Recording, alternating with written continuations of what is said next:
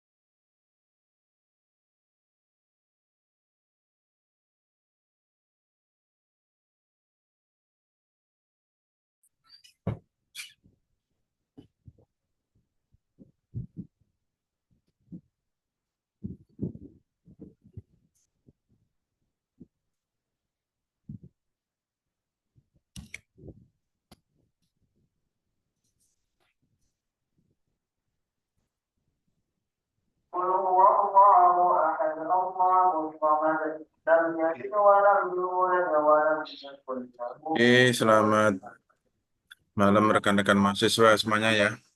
Kita tunggu sebentar biar apa eh, suaranya agak berkurang dulu ya. Biar nunggu doanya di mushola selesai dulu.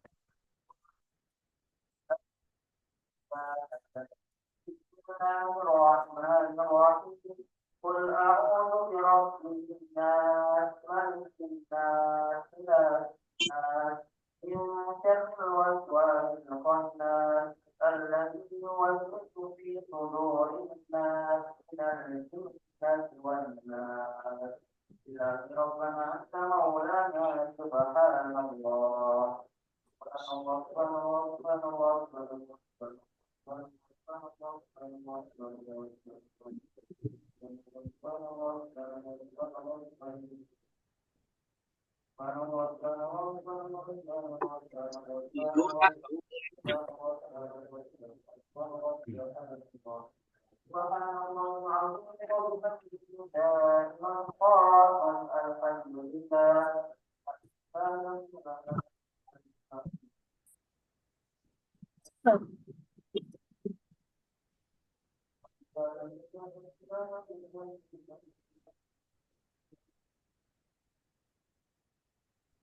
الحمد لله رب العالمين على كل حال وفي كل حال ونعم الله أكبر الله أكبر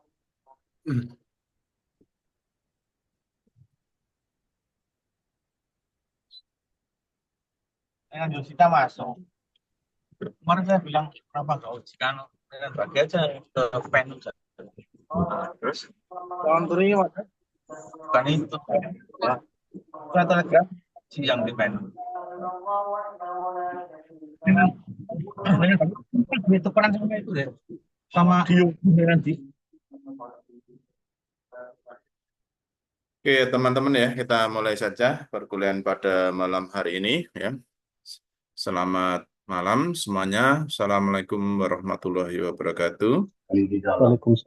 Pada malam hari ini kita akan membahas pada kajian kita yaitu Pancasila sebagai ideologi negara.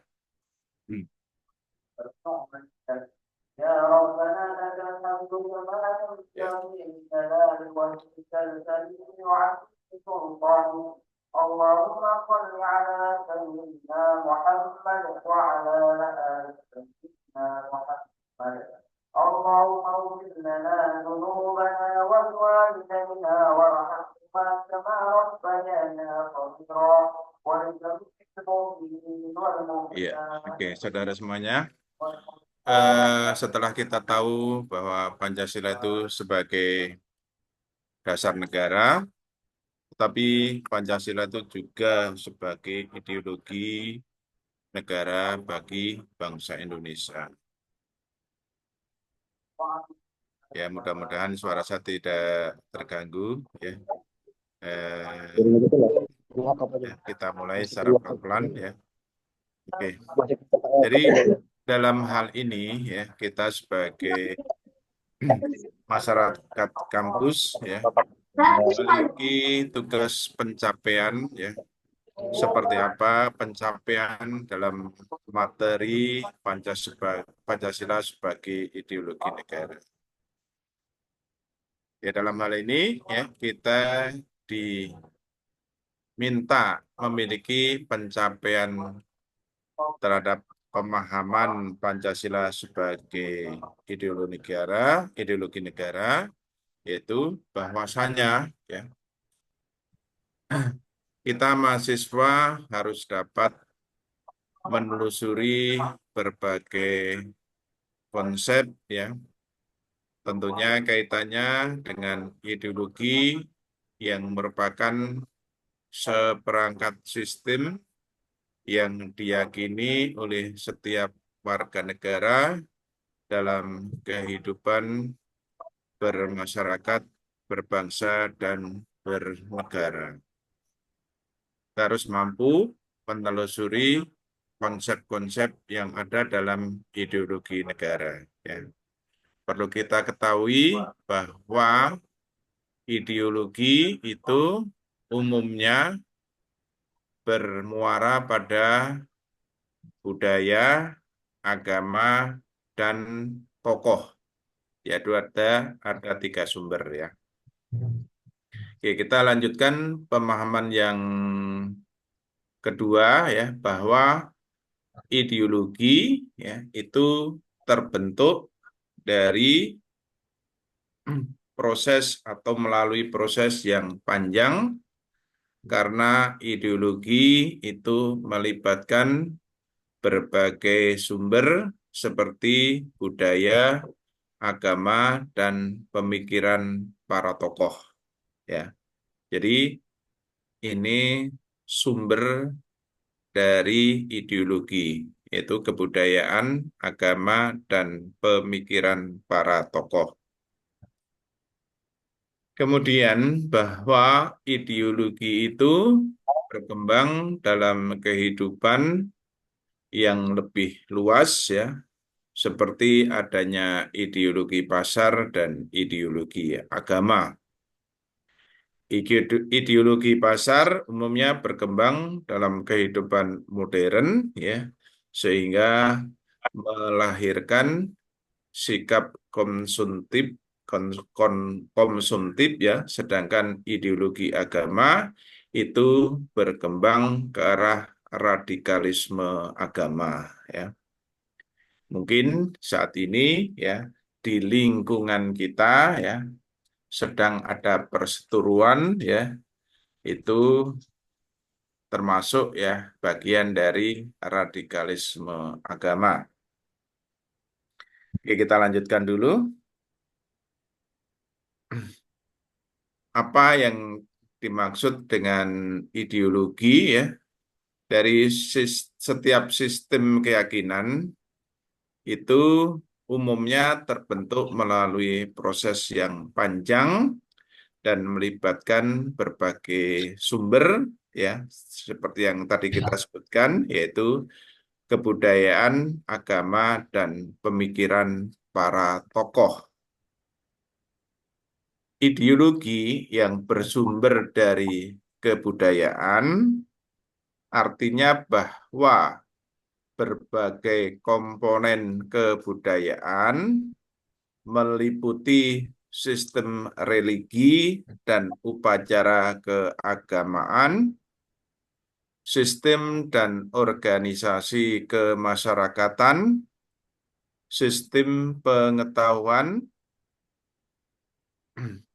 bahasa, kesenian, sistem mata pencaharian hidup, sistem teknologi, dan peralatan itu umumnya mempengaruhi dan berperan dalam membentuk ideologi suatu bangsa. Kemudian bahwa ketika suatu ideologi itu bertitik tolak pada atau dari komponen-komponen kebudayaan yang berasal dari sifat dasar bangsa itu sendiri, maka pelaku-pelaku ideologi, yaitu warga negara, akan lebih mudah melakukannya atau menyerapnya, akrab, tidak asing dengan nilai-nilai yang terdapat dalam ideologi yang diperkenalkan dan diajukan kepada mereka. Itu konsep dari ideologi. Kemudian agama itu juga dapat menjadi sumber bagi suatu ideologi. Pada saat ideologi itu bersumber dari agama, maka akan ditemukan suatu bentuk negara teokrasi, yaitu sistem pemerintah negara yang berlandaskan pada nilai-nilai agama tertentu. Jadi, dalam sistem ini tidak mencampur adukkan agama yang satu dengan agama yang lain. Nah, konsekuensinya seperti apa? Apabila negara itu bercorak teokrasi, maka pada umumnya segala bentuk norma atau peraturan hukum yang berlaku di negara tersebut berasal dari doktrin agama tertentu. Di sini, pemimpin negara teokrasi itu umumnya adalah pemimpin agama. Ya, kalau disederhanakan dengan bahasa sederhana, bahwa negara teokrasi itu hukum yang digunakan adalah hukum agama, dan pemimpin negara sekaligus pemimpin agama. Jadi jelas ya, saudara, dalam ideologi yang diambil dari agama. Nah, bagaimana ideologi yang bersumber dari pemikiran para tokoh? Nah, ini baru menarik bagi kita. Oke, rekan-rekan mahasiswa semuanya, ya, kalau kita lihat dari negara kita, ya, bahwa Pancasila seperti yang kita jadikan materi ini, ya, Pancasila sebagai ideologi negara. di mana ada dua hal yang perlu kita perhatikan, yaitu pentingnya Pancasila sebagai ideologi negara dan konsep ideologi negara. Ya. Konsep ideologi ya itu adalah ini kalau menurut beberapa pendapat ya ini yang disampaikan oleh konsepnya Distad de Tracy ya yang mengatakan bahwa konsep ideologi itu dapat ditelusuri sebelum istilah tersebut digunakan. Jadi dari sini Distad de Tracy itu menyebutkan sebagai Science of Ideas, yaitu suatu program yang diharapkan dapat membawa perubahan institusional bagi masyarakat atau bagi negara. Ini adalah pendapat dari Distad de Tracy. Kemudian ada lagi pendapat dari Napoleon yang menganggap bahwa ideologi itu hanyalah suatu khayalan dan tidak mempunyai arti secara praktis. Ya, ini pendapat. Ya. Kemudian ada lagi George Lorraine mengatakan bahwa konsep ideologi itu memiliki hubungan yang erat dengan perjuangan pembebasan borjuis dari belenggu feodal. Ya, ini terjadi di masyarakat Prancis ya ketika atau menjelang adanya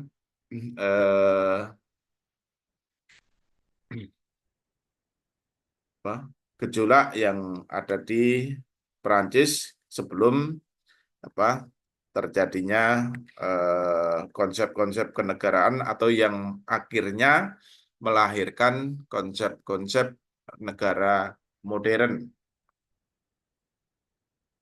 Kemudian ada lagi pendapat dari Machiavelli.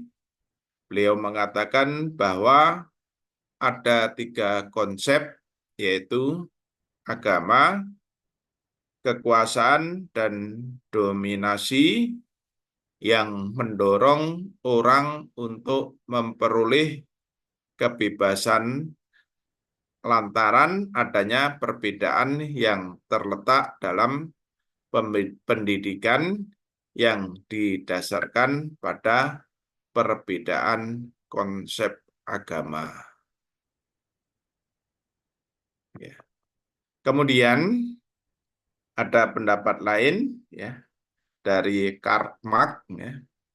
Ini sebetulnya melanjutkan dari konsepnya Machiavelli yang menonjolkan adanya penampilan dan realita, karena pendapat Karl Marx tadi mengatakan bahwa kesadaran itu tidak menentukan realitas, tetapi realitas material yang menentukan kesadaran.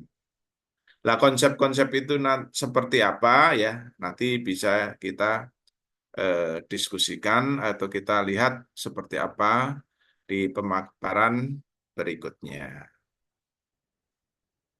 Kemudian dari pemikir kita, Sasta Pratija, mengatakan bahwa ideologi itu adalah seperangkat gagasan atau pemikiran yang berorientasi pada tindakan yang diorganisir menjadi suatu sistem yang teratur. Ya. Sistem yang teratur itu biasanya kita sebut norma atau peraturan. Kemudian ada lagi dari pendapat Profesor Suryanto, beliau mengatakan bahwa ideologi itu adalah hasil refleksi manusia, ya, berkat kemampuannya dalam menjaga jarak dengan dunia kehidupan. Ya, tentu saja, ya, teori-teori atau pendapat-pendapat yang disampaikan oleh para pemikir ini memiliki alasan-alasan pokok, ya, yang tentunya, ya, bisa dikaji secara ilmiah.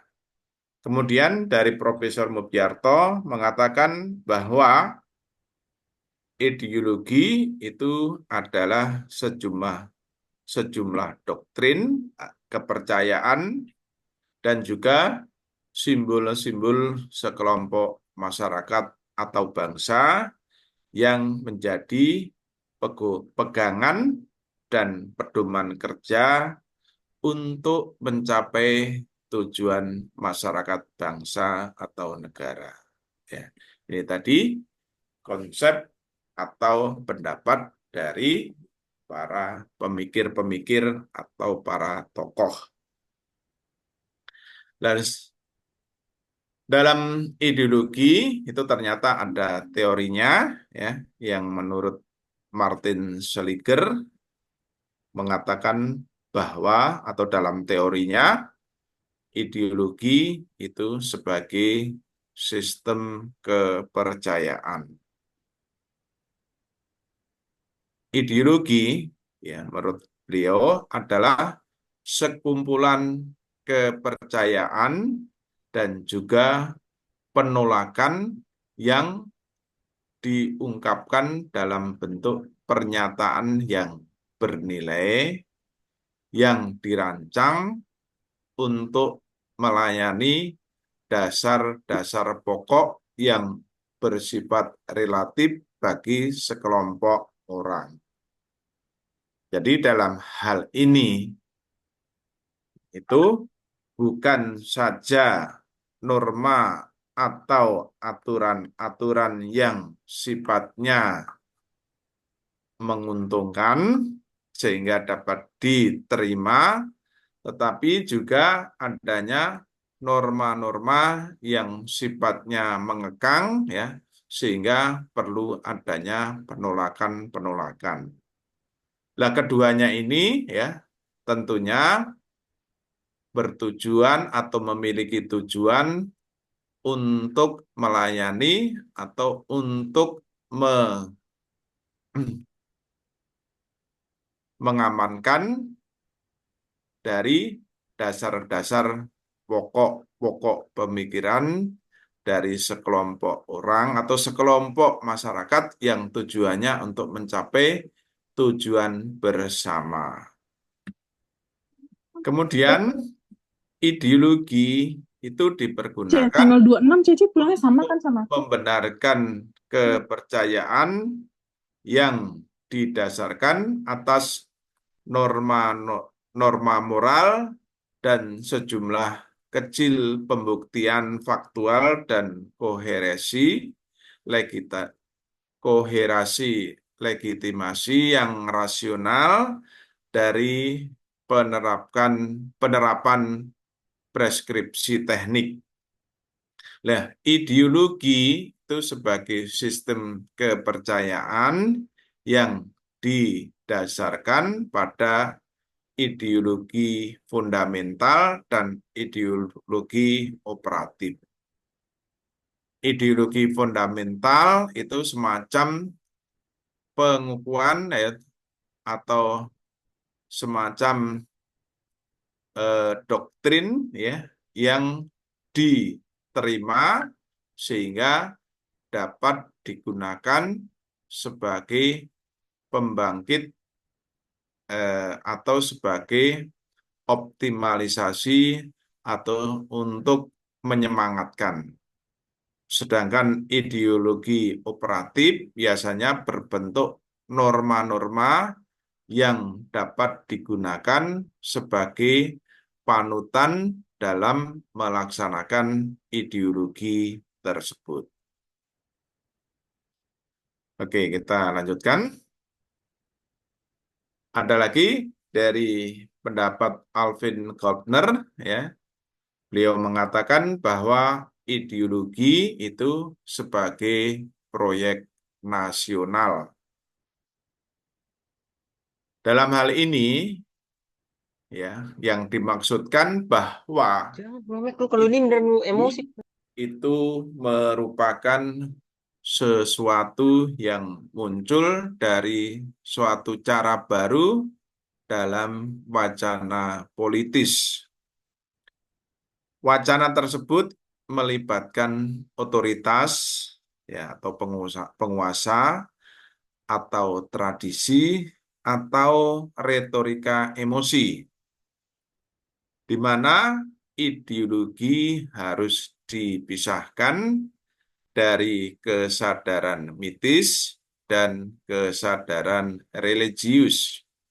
Sebab ideologi itu merupakan suatu tindakan yang didukung oleh atau dengan nilai-nilai logis dan dibuktikan berdasarkan kepentingan sosial. Ini pendapat dari Alvin Goldner. Kemudian dari Paul Hodge, ya, itu mengatakan bahwa ideologi sebagai relasi sosial, di mana beliau mengatakan bahwa ideologi itu merupakan suatu gagasan politis yang dapat digunakan dalam perhitungan politis. Penggunaan istilah ideologi ini mengacu kepada kompleks nirkesatuan, praktek sosial, dan sistem perwakilan yang mengandung konsekuensi dan arti politis. Ya.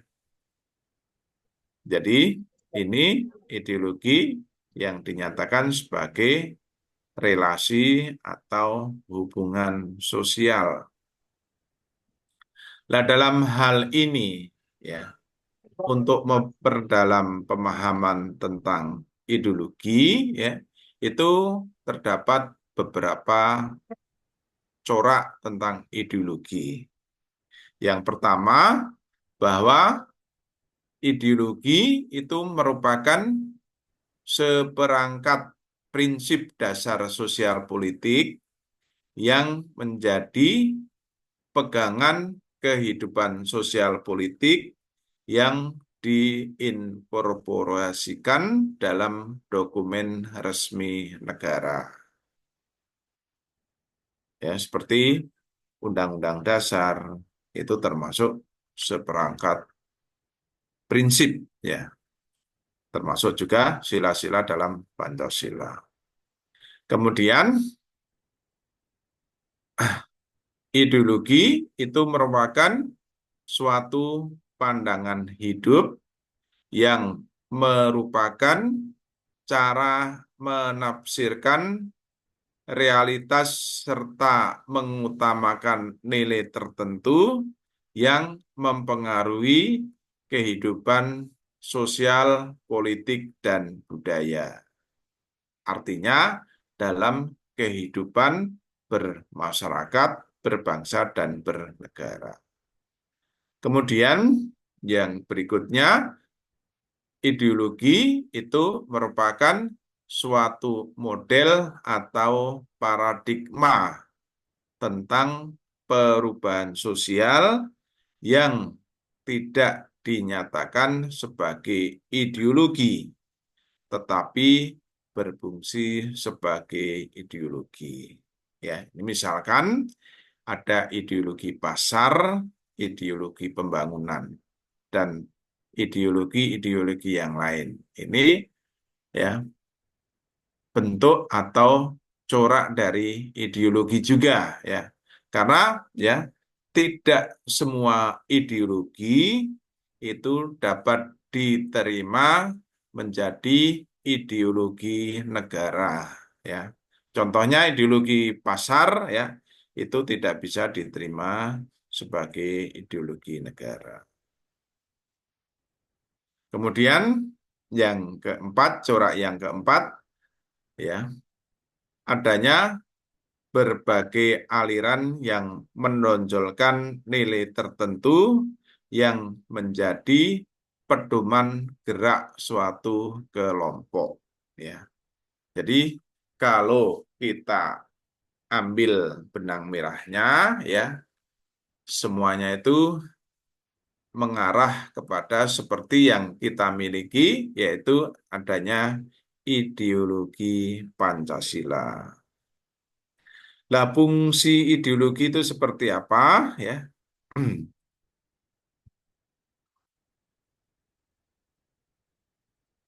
Ideologi itu merupakan struktur kognitif, ya, yang mendorong atau mampu menggerakkan tekad kita, yang merupakan seluruh pengetahuan yang dapat menjadi landasan untuk memahami dan menafsirkan dunia serta kejadiannya dan lingkungan sekitarnya. Yang kedua, fungsi yang kedua sebagai orientasi dasar dengan membuka wawasan yang memberikan makna serta menunjukkan tujuan dalam kehidupan manusia. Ya. Di sini dikatakan sebagai orientasi dasar, ya, karena sifatnya dalam kehidupan manusia, ya, yang akhirnya menjadi bagian dari masyarakat, menjadi bagian dari bangsa, dan akhirnya menjadi bagian dari negara. Yang ketiga, ya, ideologi berfungsi sebagai norma-norma yang menjadi pedoman dan peran pegangan bagi seseorang untuk melangkah dan bertindak. Sini sudah sangat jelas, ya. Kemudian yang keempat, berfungsi sebagai bekal dan jalan bagi seseorang untuk menemukan identitasnya. Nah, ternyata, ya, Pancasila sebagai identitas bangsa itu juga merupakan atau memerlukan langkah-langkah, ya, yang pasti dan terencana serta terukur, ya, sehingga mampu dijadikan atau mampu menjadikan sebagai identitas bangsa Indonesia. Tentunya hal ini berkaitan juga dengan ideologi kita, yaitu ideologi bangsa Indonesia. Yang kelima, bahwa kekuatan yang mampu menyemangati dan mendorong seseorang untuk menjalankan kegiatan dan mencapai tujuan. Ya. Ini dilihat dari persepsi perseorangan. Nah, kalau ini tujuan yang dicapai itu merupakan tujuan bangsa, ya, tentunya untuk mendorong, ya, para, ya, penyelenggara negara atau para pemikir negara. Yang keenam, ideologi itu juga merupakan sebagai pendidikan bagi seseorang atau masyarakat untuk memahami, menghayati, serta mempolakan atau memulakan tingkah lakunya sesuai dengan orientasi dan norma-norma atau hukum yang terkandung di dalamnya. Ini tadi merupakan fungsi dari ideologi. Saudara, kita lanjutkan bahwa di dalam atau di dunia ini ada beberapa jenis ideologi besar yang ada di dunia. Yang pertama yaitu Marxisme-Leninisme, yaitu suatu paham yang meletakkan ideologi dalam perspektif evolusi sejarah yang didasarkan pada prinsip-prinsip. Yang pertama, penentuan akhir dari perubahan sosial adalah perubahan cara produksi. Yang kedua, bahwa proses perubahan sosial itu bersifat dialektis. Ya, ini ideologi Marxisme-Leninisme ini kalau di dalam dunia internasional lebih dikenal dengan ideologi komunis. Di dalam dunia ya atau di dalam yang kita ketahui ya, komunis itu juga masih ada beberapa bagian ya.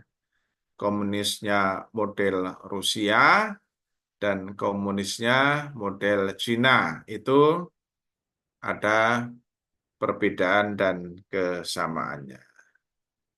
Ya, di sini maksudnya bahwa dalam ideologi ini ya, bahwa semua kekayaan dan potensi sumber daya alam dan sumber daya manusia itu dikuasai oleh negara sehingga ya dilakukan atau digunakan untuk perubahan sosial, yaitu untuk model berproduksi.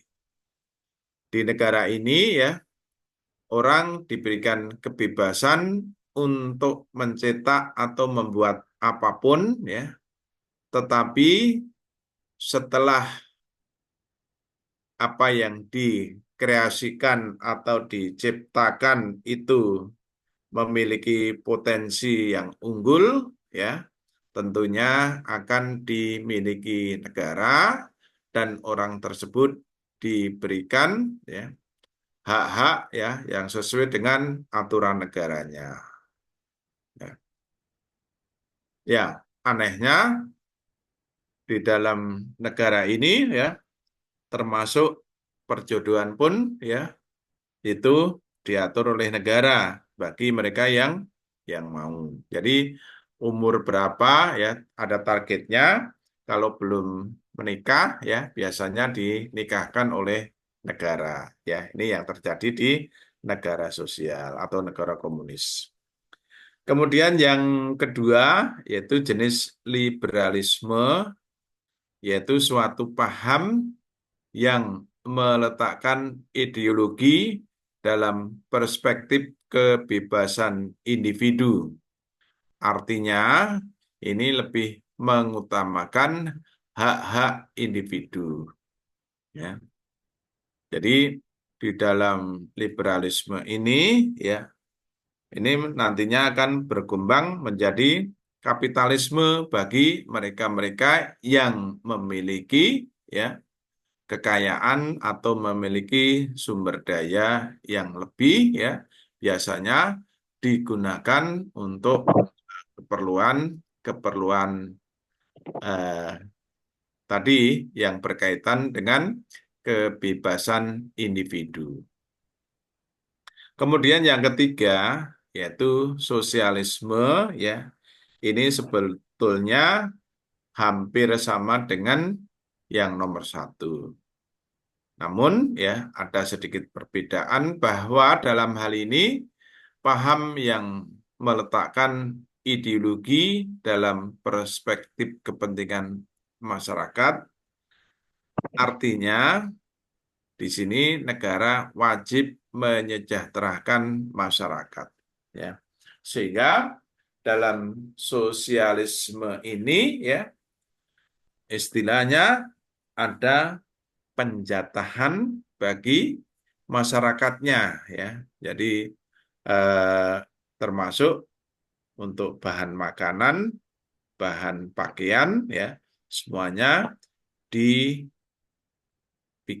atau diatur oleh negara ya, tentunya dengan menggunakan atau lembaga-lembaga yang memang ditugaskan untuk kepentingan itu.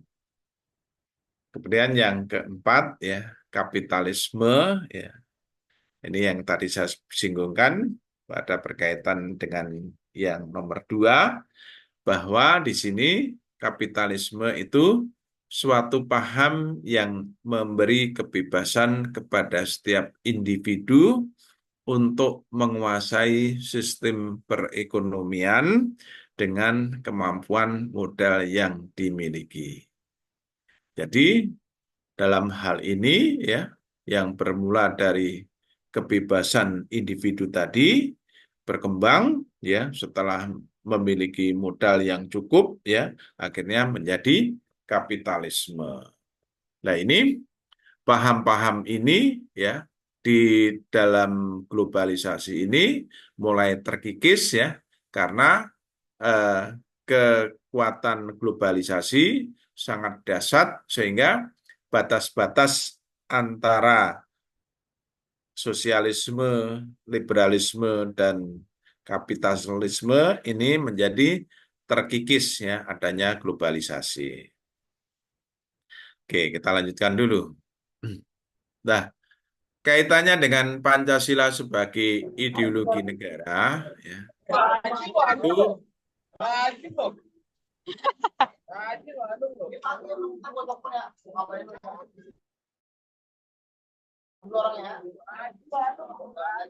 yaitu Mantap. saya lanjutkan kaitannya dengan Pancasila sebagai ideologi negara, Itu Eca bahwa bisa pelap deh. Tar dulu satu-satu. Itu buang aja, Cak. Oh, udah habis. Mic-nya Mbak, mikrofonnya Mbak. Oke, kita lanjutkan bahwa globalisasi itu merupakan tantangan paling dominan, di mana globalisasi itu merupakan era keterbukaan antara masyarakat suatu bangsa dan masyarakat bangsa lain. Sehingga masyarakat dunia itu menjadi lebih terbuka, akhirnya atau kemudian ya kebudayaan global itu terbentuk dari pertemuan beragam kepentingan yang mendekatkan pada masyarakat dunia. Nah, ini hebatnya dari globalisasi ini. Ini secara tidak langsung itu juga merupakan ancaman bagi ideologi kita. Ya, nanti seperti apa? Ya, nanti kita bisa diskusikan di belakang ya. Nah, dalam hal ini Profesor Sasta Prateja itu memberikan batasan seperti apa sih yang dinamakan kebudayaan global itu ya. Karena tidak semua bisa dikategorikan dalam globalisasi. Yang pertama yaitu adanya berbagai bangsa dan kebudayaan yang menjadi lebih terbuka terhadap pengaruh timbal balik. Ya. Ini umumnya ya yang langsung instan terhadap perubahan yaitu adanya komunikasi.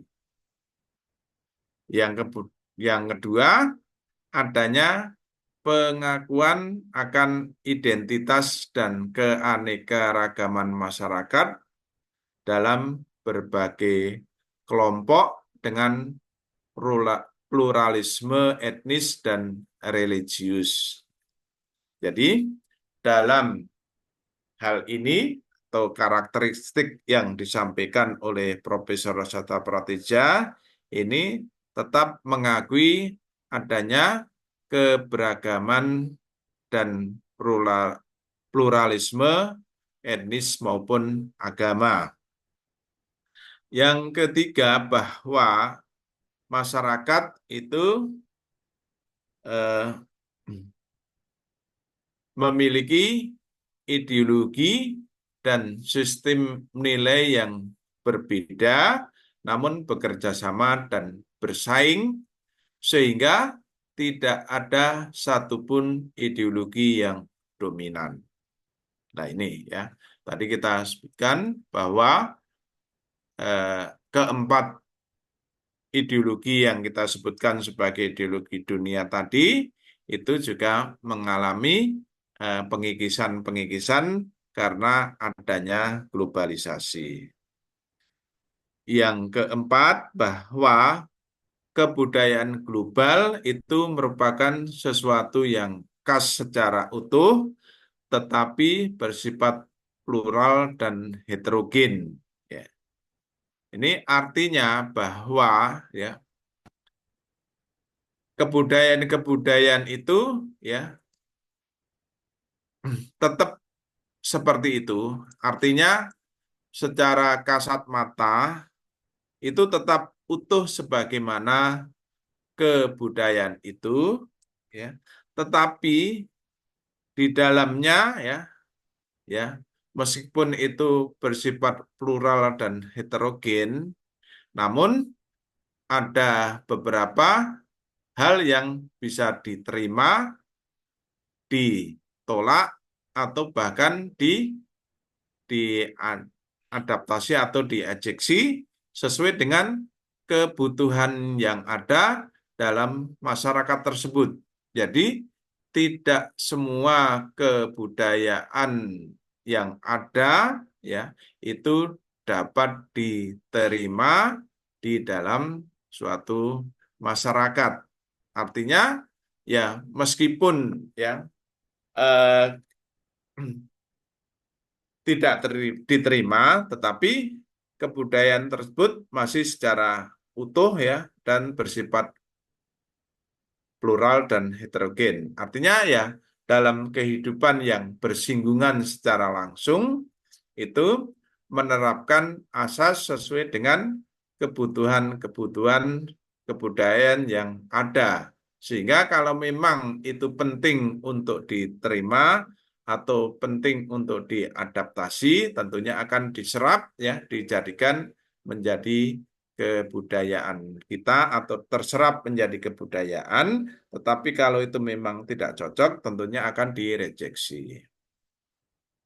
Yang kelima, bahwa nilai-nilai hak asasi manusia, kebebasan, demokrasi, ya, ini menjadi nilai-nilai yang dihayati bersama, tetapi dengan interpretasi yang berbeda. Nah, saudara sekalian, ya, bahwa ya kalau dilihat di tayangan sidang PBB ya beberapa bulan yang lalu ya bahwa Indonesia itu disoroti tentang pelaksanaan hak asasi manusia. Tapi duta kita yang ada di PBB cukup tangkas dalam menyikapinya ya. Ini biasanya yang me, apa yang melakukan protes atau melakukan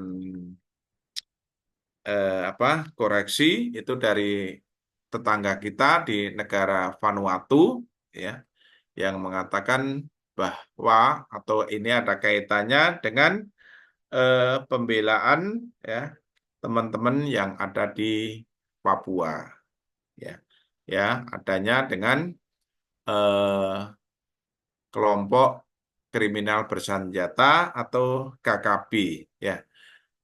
Sebetulnya hal ini juga perlu kita sikapi ya bahwa kita sebagai negara kesatuan Republik Indonesia ya harus mempertahankan kedaulatan negara tersebut ya. Ini artinya bahwa ideologi yang kita lakukan itu sama dengan ideologi yang ada di masyarakat kita yang secara keseluruhan ya eh, berlaku di seluruh tanah air.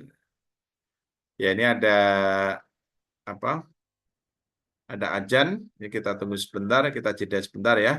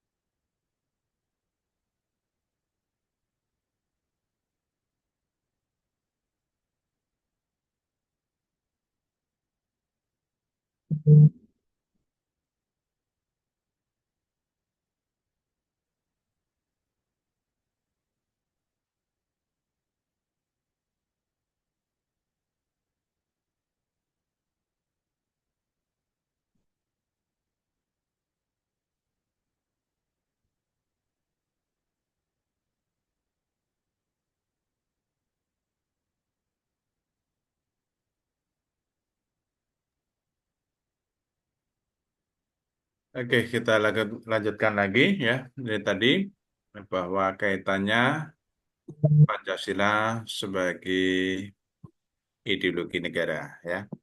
Tadi cerita kita sampai bahwa ya di akhir-akhir ini ya, atau kemarin-kemarin ya, eh, pelaksanaan HAM di Indonesia itu dikritisi oleh tetangga kita dari negara Vanuatu ya. Tapi secara terampil ya, duta kita mampu menangkis ya dan mengatakan bahwa eh, sebetulnya yang ditampilkan di media itu tidak begitu adanya. Itu karena dicampuri oleh campur tangan asing ya yang ikut apa istilahnya meramaikan bahwa eh, eh, apa berita-berita itu ada yang memang ditarik ulur sehingga kebenaran itu belum bisa dikatakan sebagai jaminan. Yang kedua bahwa di negara Vanuatu ya meskipun sebagai pengkritik dari pelaksanaan hak asasi manusia, tapi mereka belum meratifikasi dari apa yang dinamakan Perjanjian Hak Asasi Manusia. Oke, kita lanjutkan dulu ya. Masih banyak.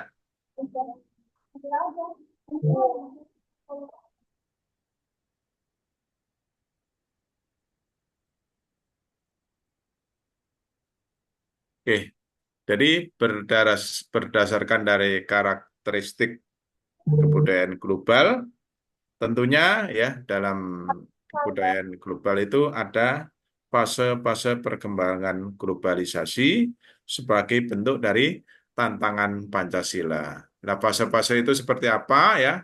Ini ya kalau dilihat ini sebagai bagian dari historinya Pancasila sebagai ideologi ya. Karena di dalamnya ada fase embrio, ini berlangsung di Eropa ya di abad 15 sampai 18 ini ditandai adanya eh, munculnya komunitas nasional dan runtuhnya sistem transnasional di abad pertengahan ya.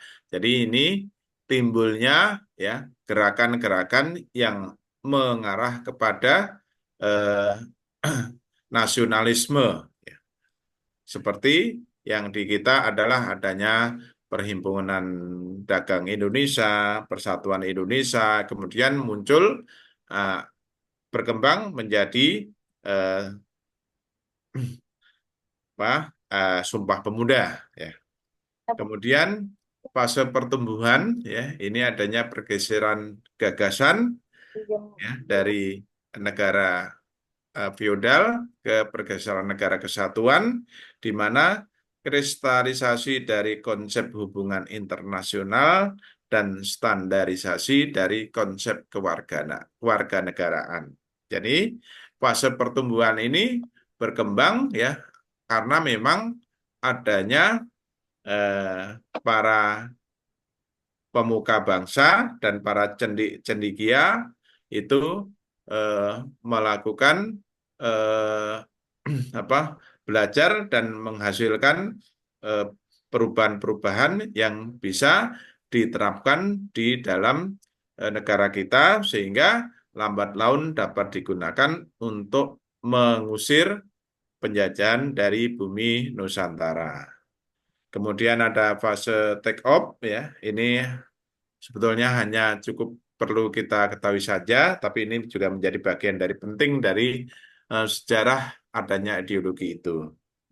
Dalam fase take off ini ditandai adanya diterimanya konsep baru tentang negara kebangsaan identitas dan kepribadian nasional. Jadi ini sudah mulai mengerucut ya antara kesadaran bernegara yang kemudian dikristalisasikan dalam bentuk ideologi. Kemudian adanya fase perjuangan ini ditandai dengan meningkatnya konflik internasional dan ideologi ya konflik internasional dalam bentuk ideologi seperti adanya kapitalisme tadi ya sosialisme, fasisme, nasisme, kemudian adanya apa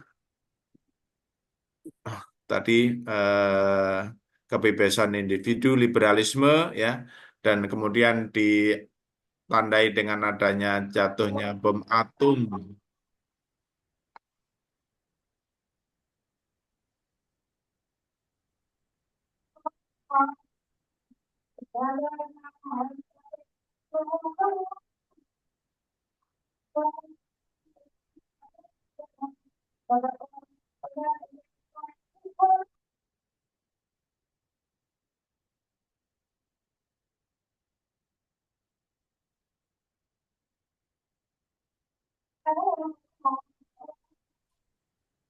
Oke, kita lanjutkan. Kemudian ya terjadinya pergeseran eh, situasi dunia sehingga Jepang memberikan waktu bagi Indonesia untuk mempersiapkan kemerdekaannya. Meskipun dalam kondisi waktu itu ya adanya pelucutan-pelucutan ya dari Jepang ya yang diserahkan kepada sekutu ya. Itu sebagian dari sejarah kita. Oke, kita lanjutkan bahwa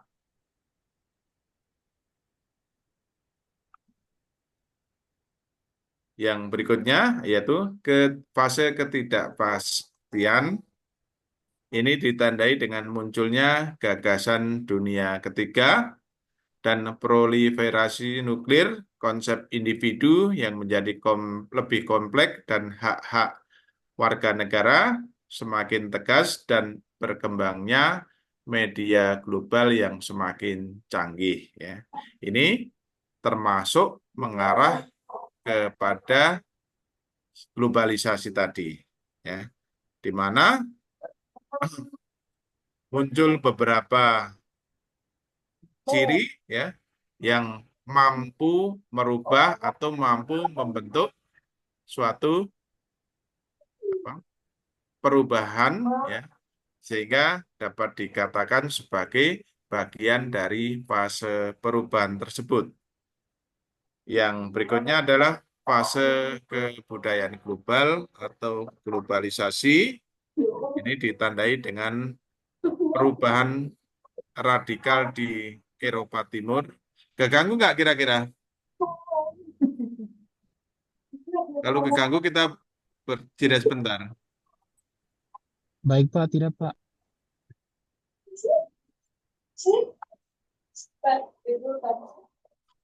Udah belum?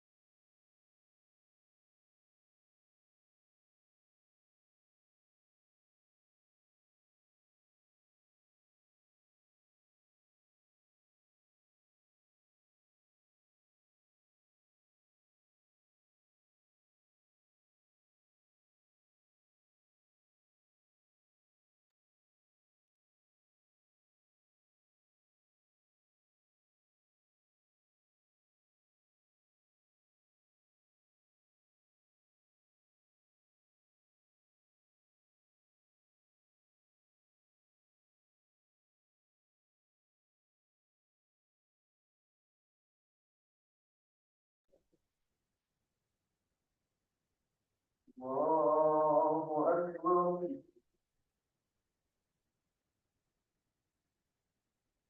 Ya, kita lanjutkan pelan-pelan ya.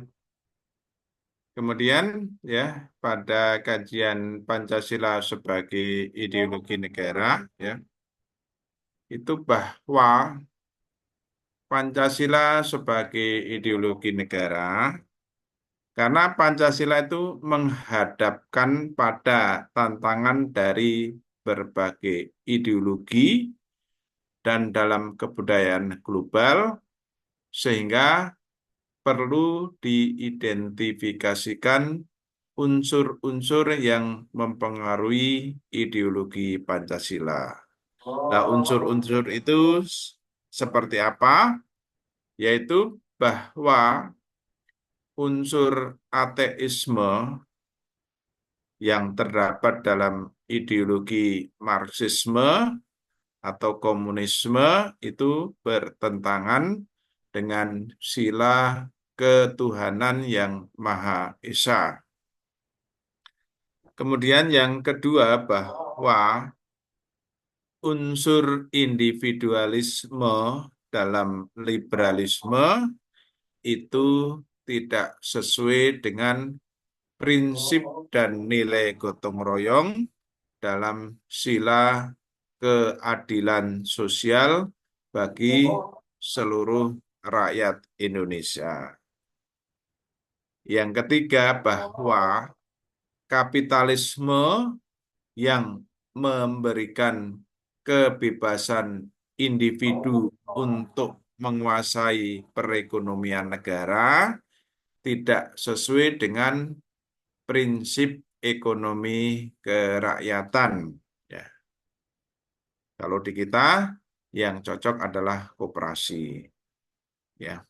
Kemudian selain menghadapi tantangan dari ideologi besar dunia, Pancasila juga menghadapi tantangan dari sikap dan perilaku kehidupan yang menyimpang dari norma-norma masyarakat umum, yaitu seperti terorisme dan narkoba. Ya. Ini yang di pertemuan awal merupakan bagian dari permasalahan bangsa. Ya, yang waktu itu kita sebut ada 8. Salah satunya ada terorisme dan narkoba. Lah, unsur ancaman yang ditimbulkan oleh aksi terorisme itu antara lain bahwa terorisme itu dapat mengakibatkan rasa takut dan cemas yang ditimbulkan adanya bom bunuh diri atau oleh bom diri, ya, yang mengancam keamanan negara dan masyarakat pada umumnya.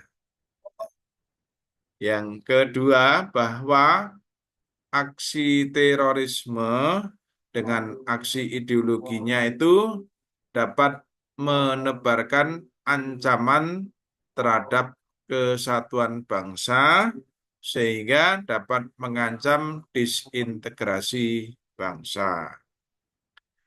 Yang ketiga, bahwa aksi dari terorisme ini menyebabkan investor asing tidak berani menanamkan modalnya di Indonesia dan wisata asing enggan berkunjung ke Indonesia, sehingga akan mengganggu pertumbuhan perekonomian negara. Ya.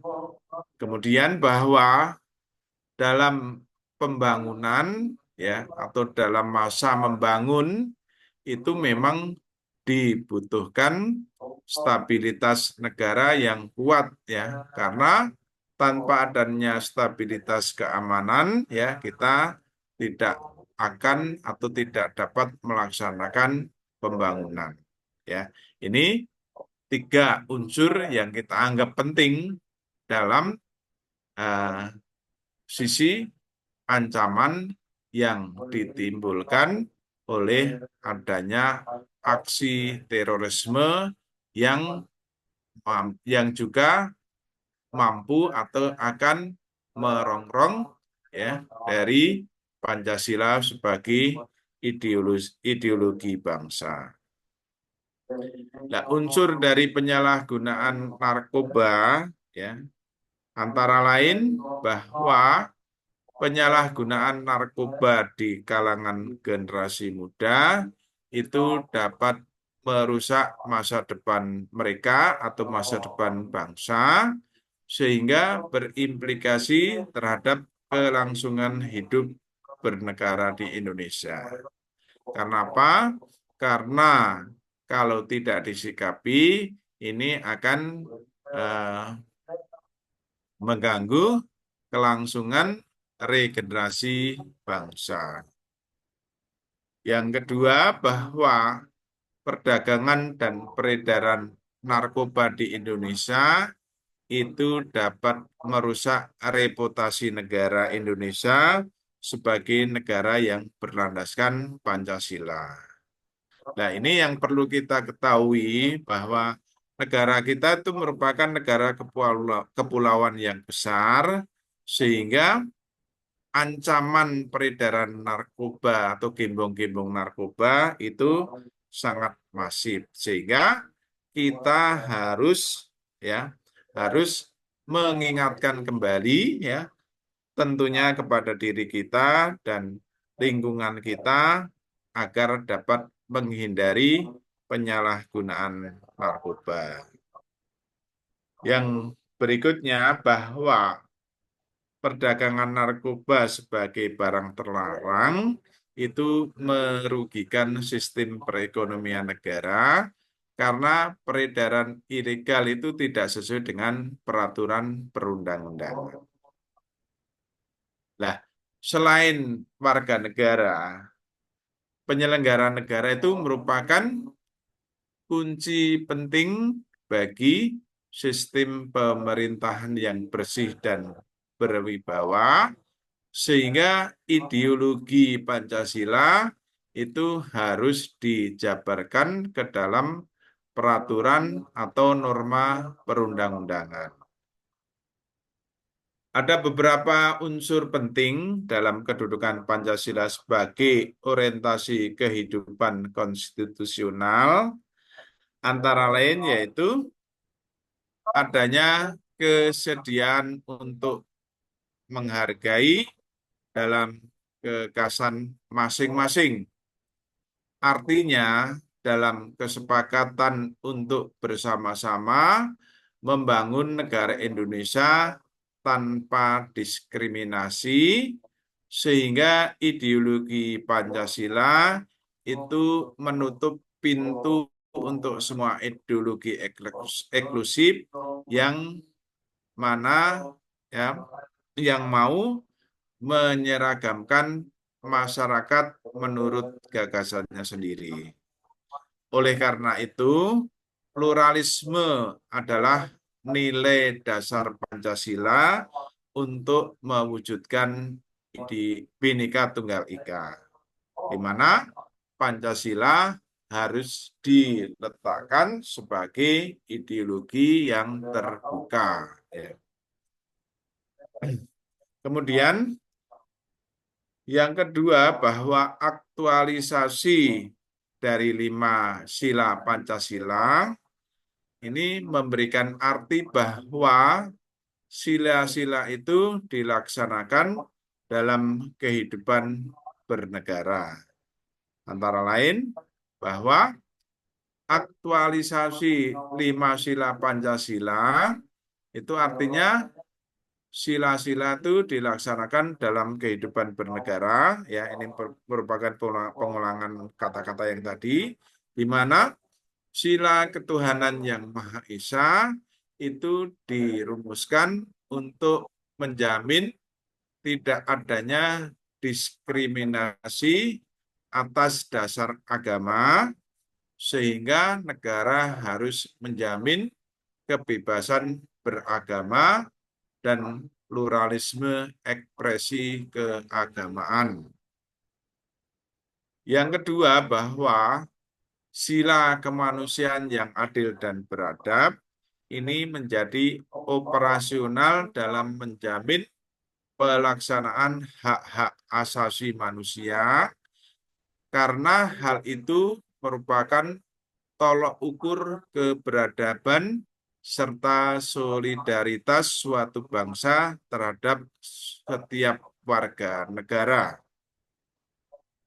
Kemudian bahwa sila persatuan Indonesia ini menegaskan rasa cinta pada bangsa tidak dapat dilakukan dengan menutup diri dan menolak mereka yang di luar Indonesia, tetapi membangun hubungan timbal balik atas dasar kesamaan kedudukan dan tekad untuk menjalin kerjasama untuk kesejahteraan dan martabat bangsa.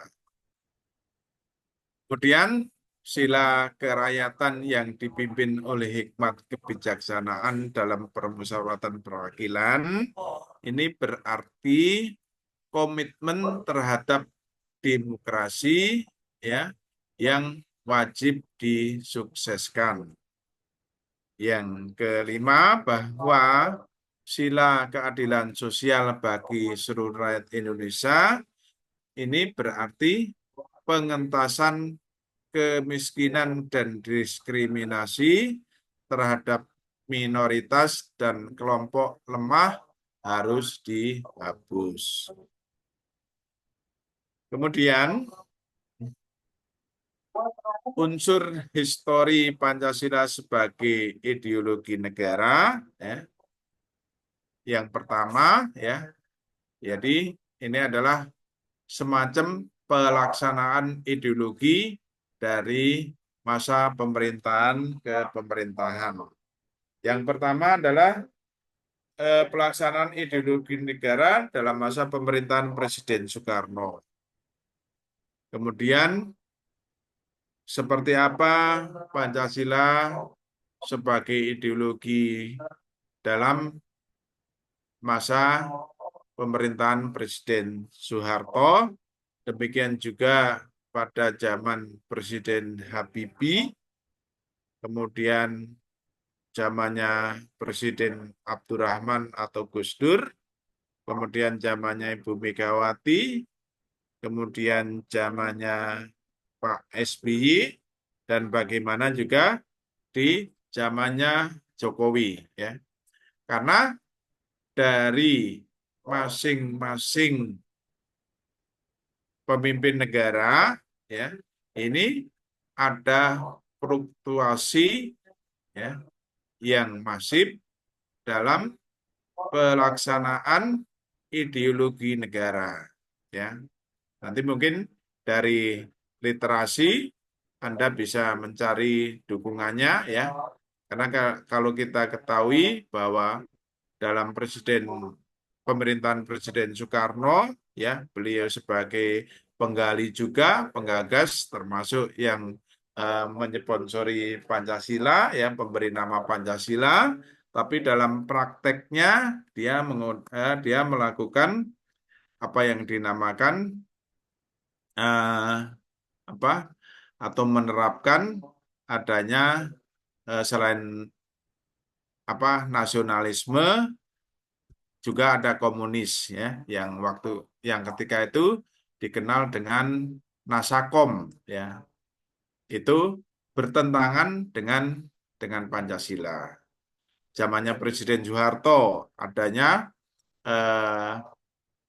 Eka Prastya Pancakarsa yang dijadikan sebagai modal dalam melakukan pemerintahan. Jadi setiap orang harus ikut atau wajib, ya, untuk mengikuti penataran Pancasila, ya. Kemudian ketika zamannya Habibie, ya, butir-butir Pancasila PP7 itu dilebur, kemudian terjadi perubahan dari butir-butir 36 menjadi butir-butir 45. Ya, demikian seterusnya, sehingga Pancasila itu dalam kurikulum pendidikan tinggi, ya, pernah terjadi pasang surut juga, ya. Ini merupakan histori dari Pancasila sebagai ideologi, ya, karena zamannya Ibu Megawati itu hampir saja Pancasila itu dihapus dari kurikulum nasional, ya. Oke, kita lanjutkan di unsur sosiologinya, ya, itu meliputi apa saja, bahwa unsur sosiologis ini membentuk Pancasila sebagai ideologi, ya, di mana meliputi hal-hal, ya, sebagai berikut. Yang pertama adalah sila ketuhanan yang Maha Esa. Ini dapat ditemukan dalam kehidupan beragama masyarakat Indonesia dalam berbagai bentuk kepercayaan dan keyakinan terhadap adanya kekuatan yang gaib, ya. Kemudian sila kemanusiaan yang adil dan beradab ini dapat ditemukan dalam hal saling menghargai dan menghormati hak-hak orang lain, tidak bersikap sewenang-wenang, ya, dan tidak juga melakukan agitasi terhadap orang lain, ya. Jadi kedudukannya dalam hukum dan pemerintahan itu sama, ya. Jadi adanya penghormatan terhadap orang lain dan tidak sewenang-wenang terhadap orang lain. Jadi kita adalah sama. Kemudian yang ketiga, sila persatuan Indonesia ini dapat ditemukan dalam bentuk solidaritas, di mana rasa setia kawan, rasa cinta tanah air yang berwujud pada mencintai produk dalam negeri. Nah, kalau produk dalam negeri itu tidak kita cintai, lantas siapa yang mencintai produk dalam negeri? Ya, karena kalau kita mencintai produk dalam negeri, otomatis kita membelanjakan uang kita kepada produk dalam negeri, di mana bisa menghidupkan para wira swastawan yang ada di dalam negeri, yang sekaligus juga sebagai bentuk penguatan kita terhadap rasa cinta terhadap tanah air, sehingga konsentrasi ekonomi yang ada di tanah air kita juga bisa berkembang, ya. Lantaran kita mencintai produk dalam negeri dan membelanjakan uang kita untuk produk-produk dalam negeri. Yang keempat, bahwa sila kerakyatan yang dipimpin oleh hikmat kebijaksanaan dalam permusyawaratan perwakilan dapat ditemukan dalam bentuk penghargaan pendapat orang lain dengan semangat musyawarah dalam mengambil keputusan, ya.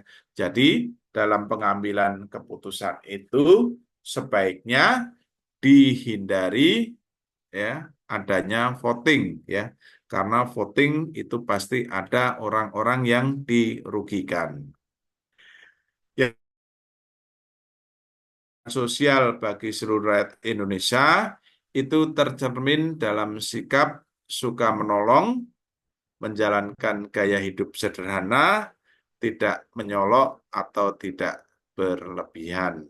Meskipun kita memiliki potensi itu, sebaiknya, ya, kita gunakan, ya, hidup kita dengan cara yang sederhana sehingga tidak membuat orang lain iri, ya, dan tidak menyolok sehingga orang lain tidak memiliki rasa curiga atau rasa negatif terhadap diri kita.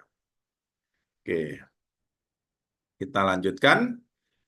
Unsur politiknya dalam membentuk Pancasila sebagai ideologi antara lain bahwa sila ketuhanan yang Maha Esa itu diwujudkan dalam bentuk semangat toleransi antar umat beragama.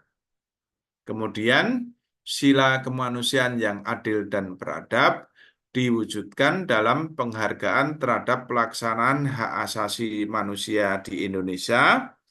Kemudian, sila persatuan diwujudkan dalam mendahulukan kepentingan bangsa dan negara daripada kepentingan kelompok dan golongan termasuk partai. Kemudian sila yang keempat, ya, bahwa sila kerakyatan yang dipimpin oleh hikmat kebijaksanaan dalam permusyawaratan perwakilan itu diwujudkan dalam mendahulukan pengambilan keputusan bermusyawarah, ya, daripada voting, ya. Tadi saya sudah singgungkan. Kemudian yang kelima, bahwa sila keadilan sosial bagi seluruh rakyat Indonesia itu diwujudkan dalam bentuk tidak menyalahgunakan kekuasaan untuk memperkaya diri atau kelompok, karena penyalahgunaan kekuasaan yang umumnya memicu terjadi adanya korupsi. Ini tadi unsur-unsur politik yang mampu membentuk Pancasila sebagai ideologi negara. Nah, dinamikanya seperti apa, ya? Dinamikanya seperti yang tadi di bagian dari histori, ya.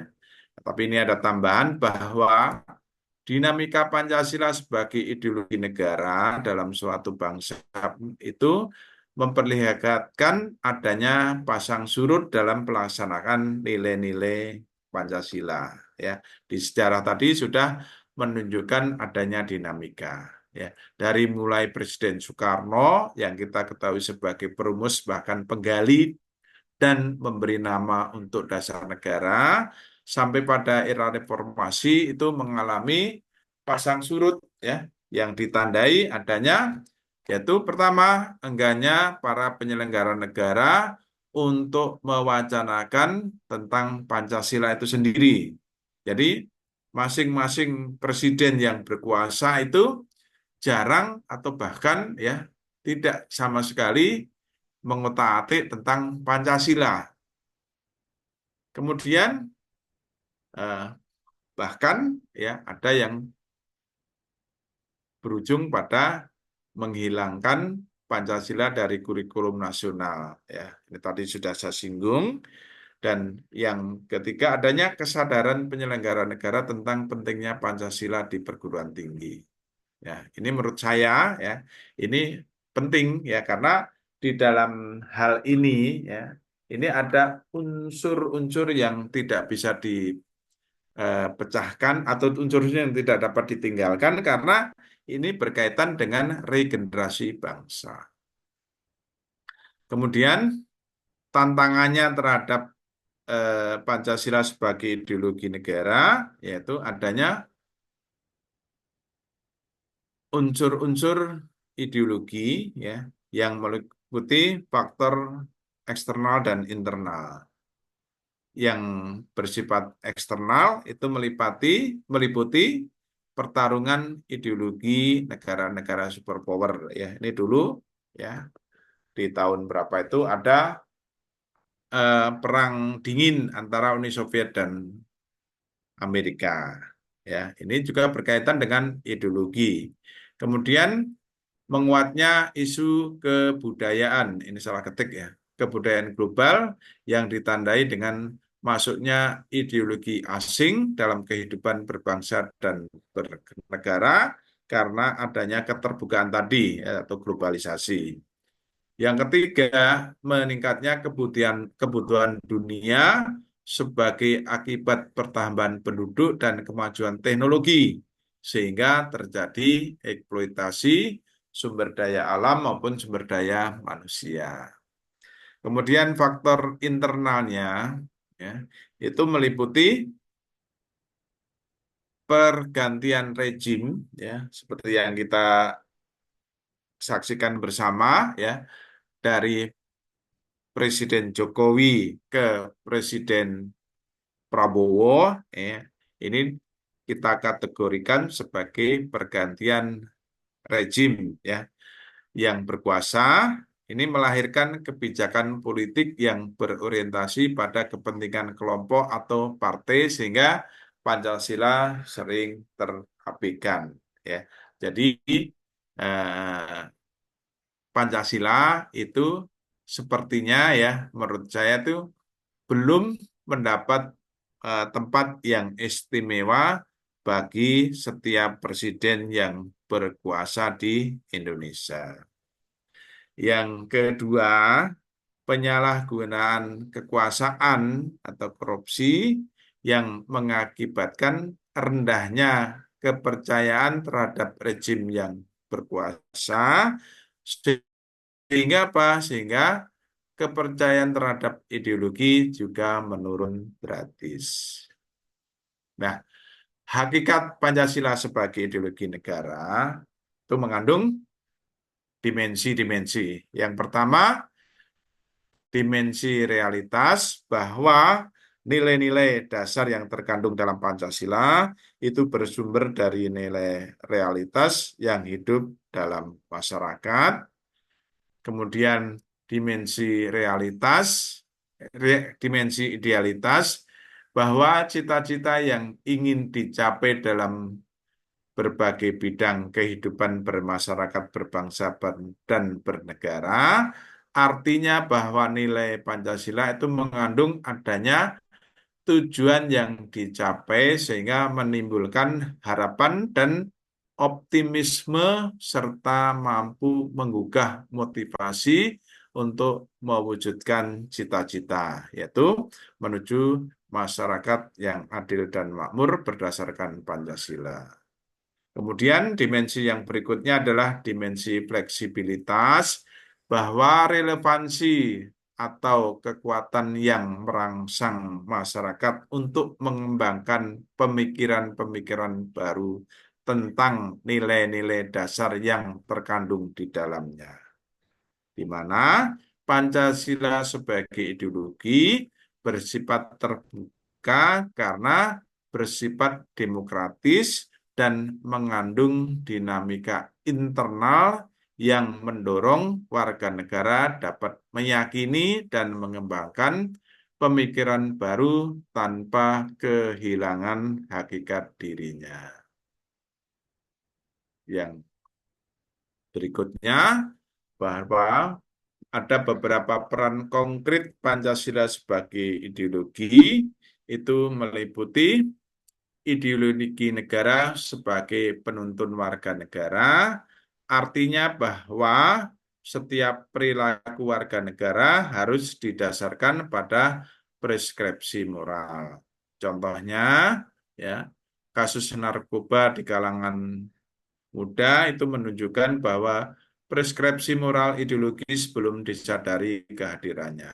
Oleh karena itu perlu diperlukan norma-norma penuntun yang jelas. Kemudian ideologi negara sebagai penolakan, ya tadi di atas kan adanya bisa sebagai penuntun dan sebagai penolakan, ya ini bentuknya ya. Jadi ideologi negara sebagai penolakan terhadap nilai-nilai yang tidak sesuai dengan sila-sila Pancasila, contohnya kasus terorisme yang terjadi dalam bentuk pemaksaan kehendak melalui kekerasan. Hal ini bertentangan dengan nilai toleran dalam berkeyakinan, hak asasi manusia, dan semangat persatuan.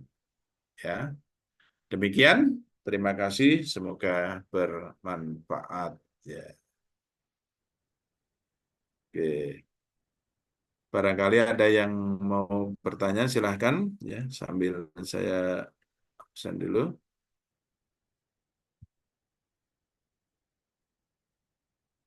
Oke. Jadi absennya Anda bisa melakukan absen sendiri melalui sistem ya yang ada di kampus ya. Tapi untuk melihat ini tadi saya belum lihat ya, saya panggil mungkin Ahmad Fadilah, saya belum lihat tadi. Adakah Ahmad Fadilah? Tidak ada.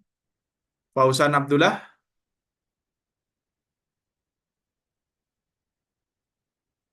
Tidak ada juga. Terus Muhammad Satria? Ada Muhammad Satria? Tadi di grup dia izin, Pak. Tidak ada ya. Terus Poppy Adriana Azainal? Poppy, Bu Poppy?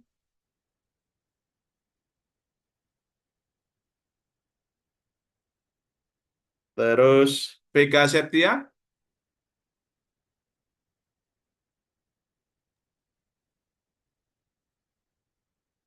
Saya belum lihat Vega Septia. Nggak ada ya. Terus Yeri Nawipa? Yeri dari Papua? Nggak ada ya. Bagus. Satria Permana? Bagus. Nggak ada juga ya. Jadi untuk absennya nanti tolong Anda isi di... Pak Merinda belum disebut, Pak. Siap. Kang Dian, Pak. Jadi udah enggak yang tidak saya panggil berarti ada ya. Oh ya. Nanti absennya Bapak Anda bisa Monica hadir lakukan ya, Pak. di sistem ya. Oke ya. Untuk penugasan ya,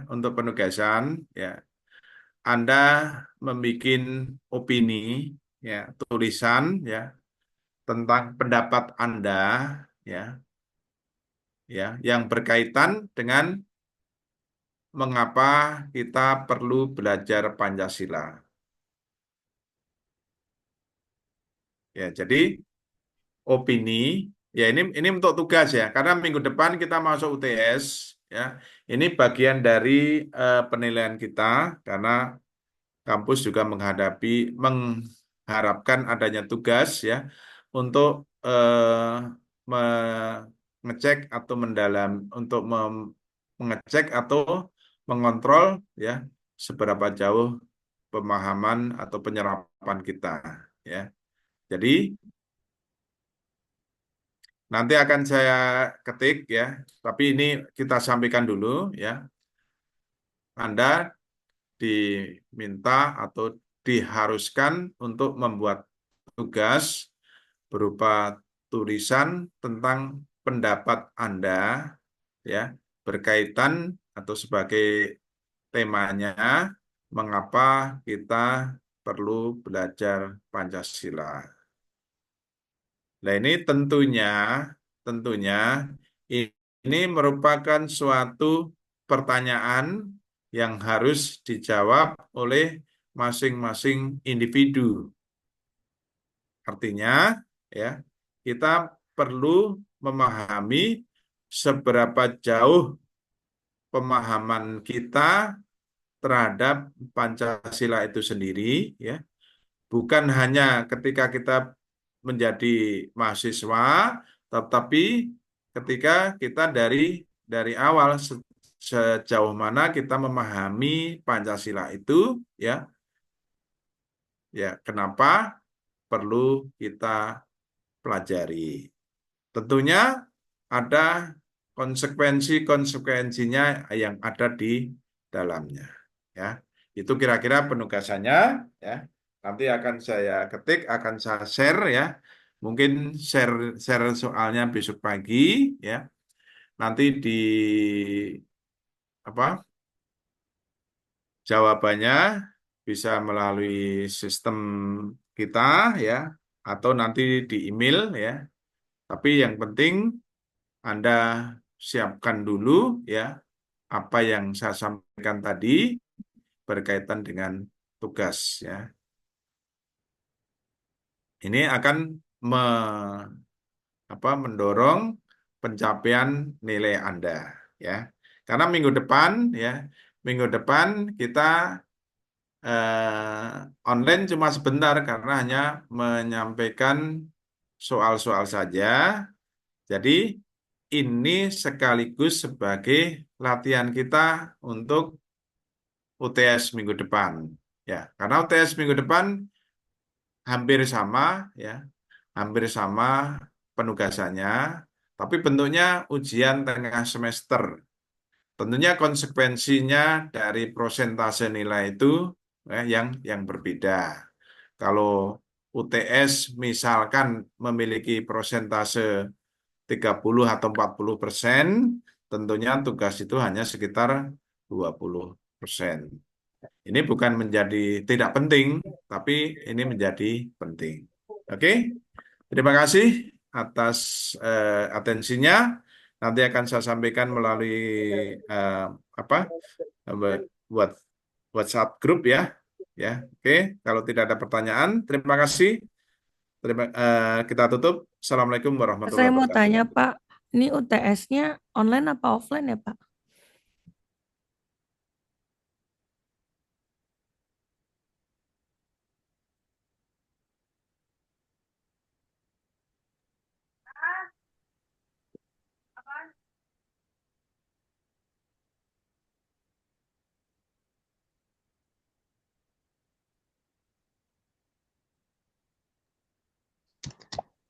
Pak, maaf suara Bapak nggak ada. Kenapa? Halo, halo.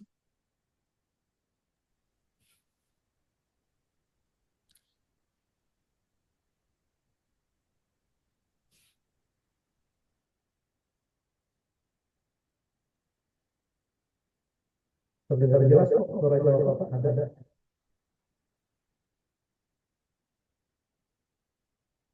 Ada yang bertanya?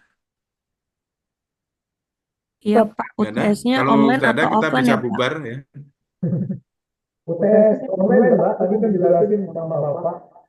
Kalau dikumpul Sudah ya. Absen ya, untuk absen. Ini saya absen secara manual sudah saya laksanakan. Tapi Anda bisa ngecek di sistem ya, Siakat ya. Nanti Anda bisa mengisi sendiri itu di sana ya. Iya, Pak. Oke. Tidak harus hari ini juga nggak apa-apa, besok juga nggak masalah. Ya, oke. Nanti mungkin materi hari ini saya share ya.